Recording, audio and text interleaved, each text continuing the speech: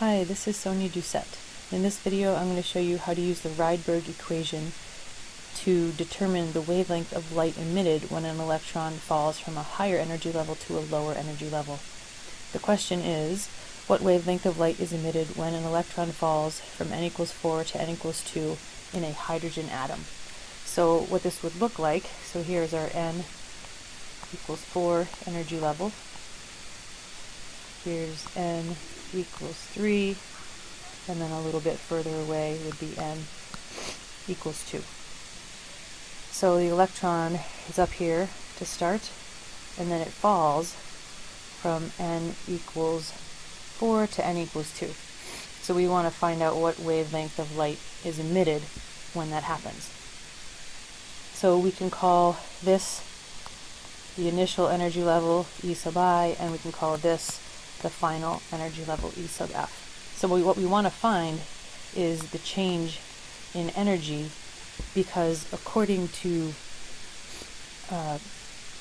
this relationship, the exact amount of energy that's emitted by the atom when this electron falls from n equals 4 to n equals 2 is carried away by the photon. So that would be the law of conservation of energy.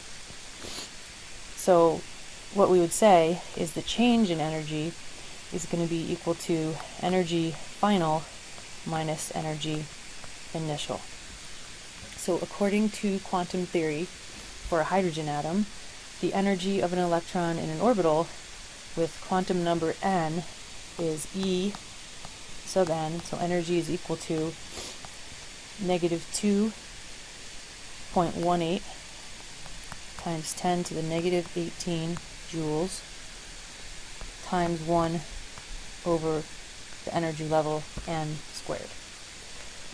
So in the context of this problem, we can write change in energy is equal to negative 2.18 times 10 to the negative 18 times 1 over final energy level squared minus, plugging in the same thing for E sub I, negative 2.18 times 10 to the negative 18 times 1 over n sub I squared. So, n sub I corresponds to the initial energy level that it's starting at, and n sub F corresponds to the final energy level where that electron ends up. So the reason we want to find E of n again is because we can relate the amount of energy emitted by the atom when it falls to the energy that's carried away by the photon. And we do know a relationship between the energy in one photon of light and wavelength. So here's the relationship we can use to relate energy in a photon to the wavelength of that photon.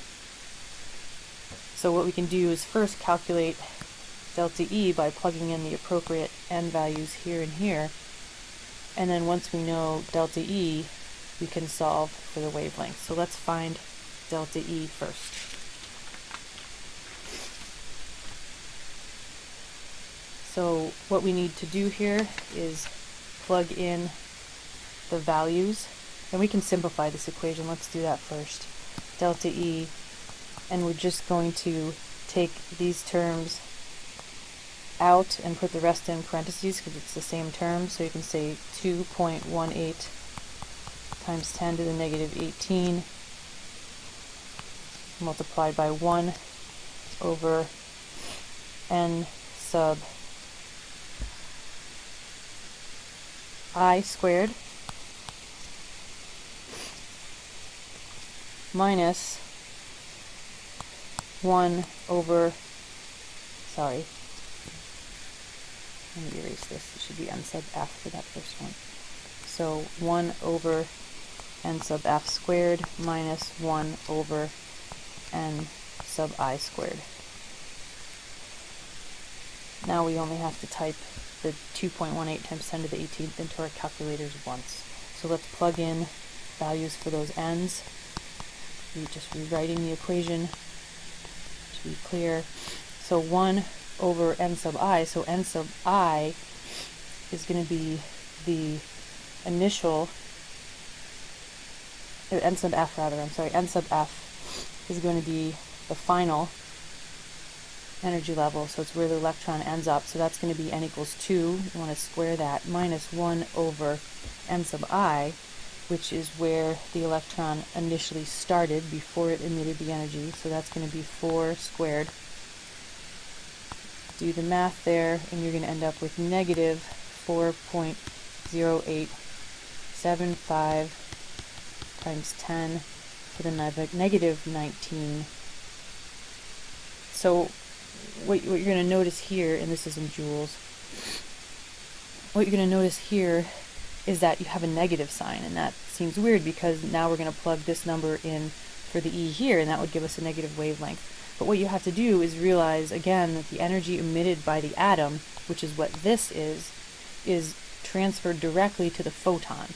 So because there's an energy transfer, the sign changes. So this is going to become a positive, and once it's positive it makes more sense to plug it into this equation. So let's plug it into this equation solving for wavelength. So we have wavelength is equal to Planck's constant times the speed of light divided by energy of that photon.